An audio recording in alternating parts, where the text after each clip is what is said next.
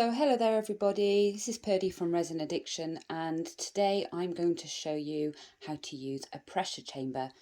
So this is the pressure chamber that I am referring to. This is the chamber, this is the lid, this is the gauge and obviously the valves. This here is the pump and the switch to the pump is on the back there.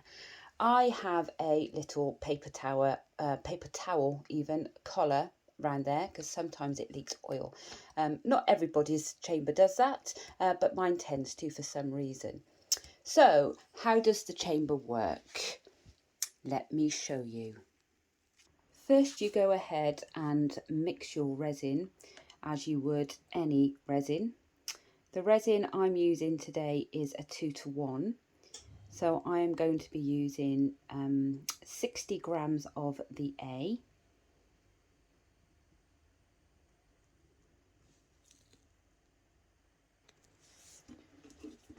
And then 30 grams of the B.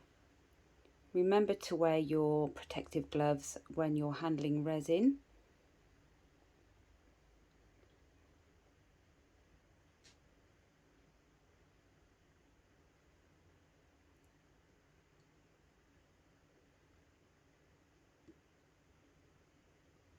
Little drop more. Oh, there we go.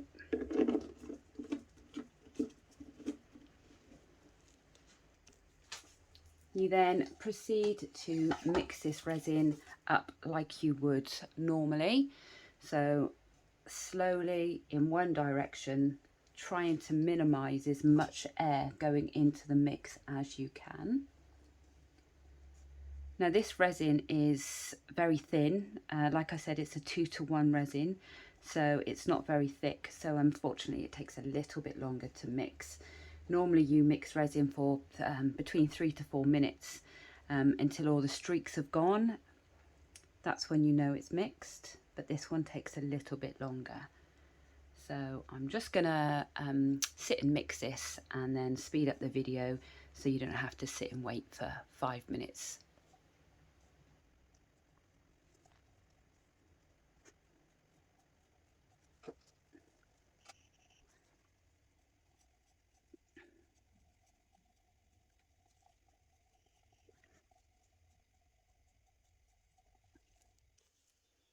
Now, once that resin is fully mixed, like this one is now, you can no longer see any streaks that the B causes when it is added to the A. So this is now ready to go into the pressure chamber. I simply just wipe the mixing stick off into a piece of kitchen towel, and we're ready to go in. So our resin is now mixed and it's ready to go into the chamber. Please excuse the wobbly camera action as I'm doing this while holding the phone. So you simply take off the lid. There's no kind of catch to the lid. It's got a silicone rim that seals through the pressure onto the edge of the chamber itself. Inside there is a silicone non-slip mat. I put some kitchen towel under there just in case you have some spillages, which I've had a few over the years, and that just helps with the cleanup process. So you take your mixed resin, you pop that in the center of the chamber,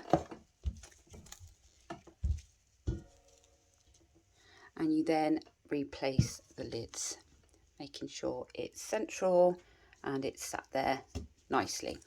Okay, there are 2 valves. So this is the one that lets in the pressure, and this one is just linked with the pump, but this is the one that you want to focus on. So you open the valve fully before turning on the pump. We then go to the pump, turn it on. Unfortunately, my pump makes a little bit of a noise, so again, apologies about that. So then we watch the gauge. The gauge will go from 0 right the way round to -30. and that's when all the air is being sucked out of the chamber.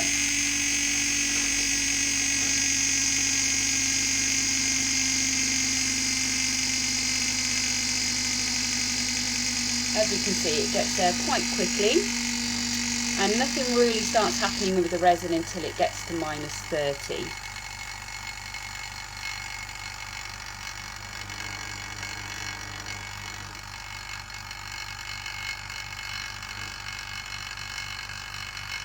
Okay, we're almost there, so now I'm going to focus on the resin. So that is my cup of resin through the screen.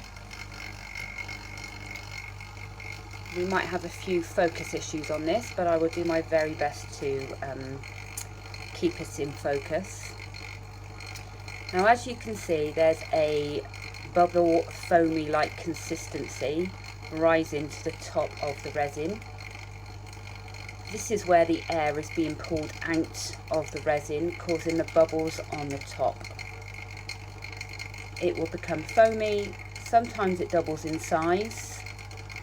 I don't recommend using high volumes of resin in the chamber, as it does double in size and it can spill out over the top.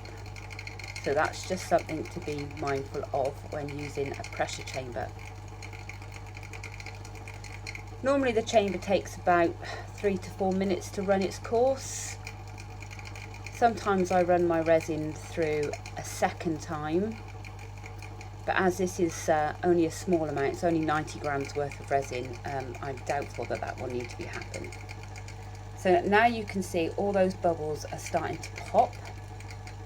It almost looks like it's simmering, but there's no heat applied to this whatsoever. So it does not speed up the curing time or the work time or anything to do with your resin. It simply is just minus pressure. And there we can see is the -30. Now you just need to keep an eye on that for a little bit. Normally I find once the bubbles are around the outside of the cup, as you can see there's a clearing in the middle there, which is what you're looking for. The clearing in the middle, all the bubbles start to form around the outside ring of the cup.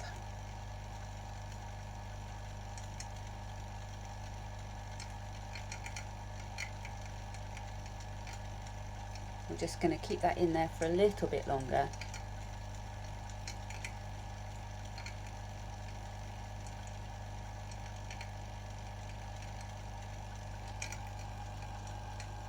Okay, I think we can turn that off now and let out the air. So this is of great importance. You never open this valve while the pump is running. So you must always turn off the pump first before releasing the pressure, which is this valve, which will come towards you. And this is the fun part. So you can see all those bubbles. So I'm gently going to release the pressure now, and all those bubbles will completely disappear. Like magic.